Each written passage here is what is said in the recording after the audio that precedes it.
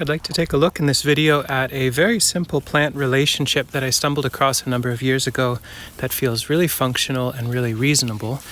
And now it's about 10 years in, so I have some observations to share about it. It's the idea of planting peaches with Paw Paws. We can see the peach crop is starting to finish up.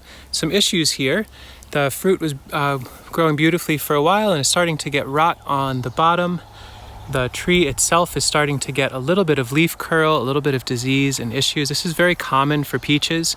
I think part of the challenge for the peach is that it's a competitive space. There's a lot of shade being cast by the maple to the west. I would have done well to cut that tree a long time ago, but I didn't.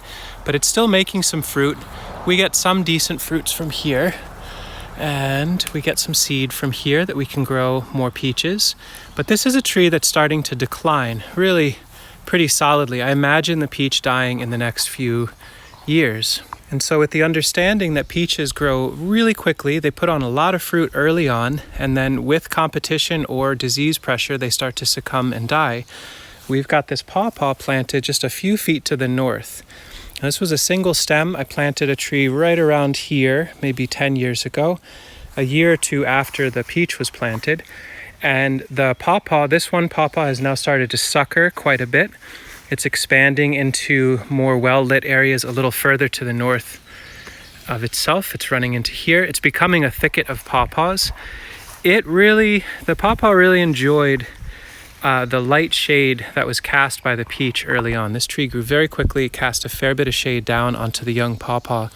And now that the peach is getting ready to pass away, I can cut this tree and the pawpaw will get a huge influx of light and be able to ripen up even more fruit. But even in the shade of the maple and the peach overhead, it's still forming some nice fruits. This is early in the maturing process, so it's got a ways to go. They'll size up quite a bit, I think.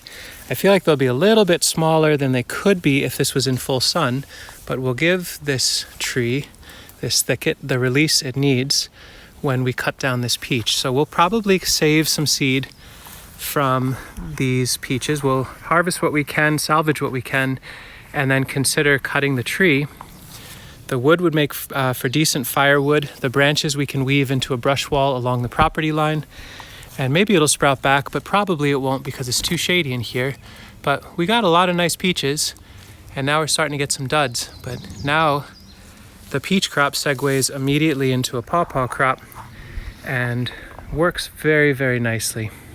So in the future, if you're planting a peach, consider the idea of planting a pawpaw a few feet to the north. So you're provisioning for partitioning of light and partitioning of time scale, and for the inevitability of the peach quite possibly passing away in 10-15 years. Thanks, peach. This might be your last time here. I'll enjoy the fruits of your labor.